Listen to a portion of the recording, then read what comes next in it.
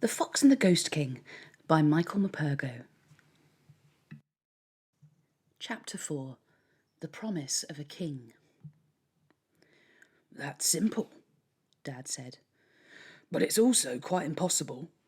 We all have an impossible dream. We want our team Leicester City to win the next match, don't we, son? And, Easy. It's a deal, the voice interrupted. Get me out of here and I'll make sure you win the next match. No, I hadn't finished, your kingship, Dad went on. We don't just want to win the next match, but the one after, and the next after that, and the next, and go on winning. We want to beat Spurs and Man United and Man City and Liverpool, wipe the floor with them all, especially Chelsea. Us, the Foxes, Leicester City, we want to be top of the Premier League, top of the world. Me and my little cub here and my family and my kind, we have supported the Foxes forever.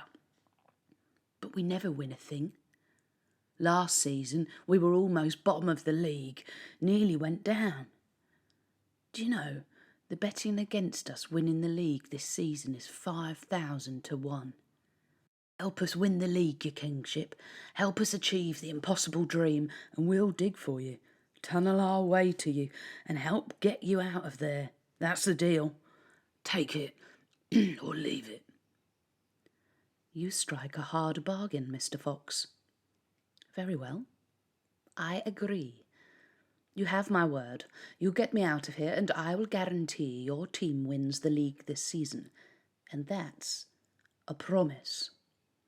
Promises, said Dad. There's always a problem with promises. They're so easy to make, so easy to break.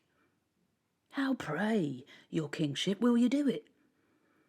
How do we know you can do it, and how can we be sure that you will? I do not break my promises. You are speaking to the rightful King of England, Mr. Fox, he said, sounding haughtier again. What I say should happen in this land happens. I am king. Do you hear me? I rule here, and when I am laid to rest as befits a king, I will be able to do stuff, make stuff happen, impossible stuff. Such stuff as dreams are made on. Rats, there I go again. You hear that? I can't seem to help myself. I'm always quoting that villainous scribbler Will Shakespeare, that rogue and peasant slave. Rats, you see his words again. They haunt me. He haunts me. He's inside my head, his voice, his words, his poems, his plays. That infernal dramatist haunts my life and my death to this very day. The voice was becoming more agitated and angry and frustrated and louder now with every word he spoke. I crept under Dad's brush and hid myself away, but I could not stop myself from trembling. Alack, alack, the voice went on, pitch rising. But for a horse a kingdom was lost, my kingdom. A horse, my kingdom for a horse. No, there I go again, losing my horse, losing my throne, losing my life on Bosworth Field that day was bad enough, painful enough too, I can tell you. But worse, so much worse, Will Shakespeare took my reputation. Reputation. Oh, reputation. I have lost my reputation. By his play of Richard III, that vile villain made a villain of me, a traitor, a murderer. I may not have been the best of kings, not whiter than white maybe, but not blacker than black either. And who do they celebrate now all over the world? Me? A crowned king of England? No.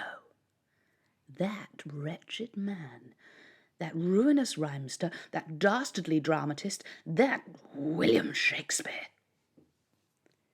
And as for me, I end up buried in a car park in Leicester, not in my rightful place, not honoured in a tomb in a cathedral like other kings and queens. But if they find me, these archaeologists, I will be famous again, a king again, and honoured. The people, history may even begin to remember me as I was, not as that which Shakespeare made me to be. Just get me out of this horrible car park, I beg you, my foxy friends, and I will ensure the Foxes of Leicester City win the league. You have my promise, the promise of a king. Well, Dad liked digging anyway. So did I. What had we got to lose? You get worms if you dig, great fat wriggly ones if you're lucky. And if the king kept his promise, we would be getting a lot more than worms for the foxes for Leicester City. So we dug.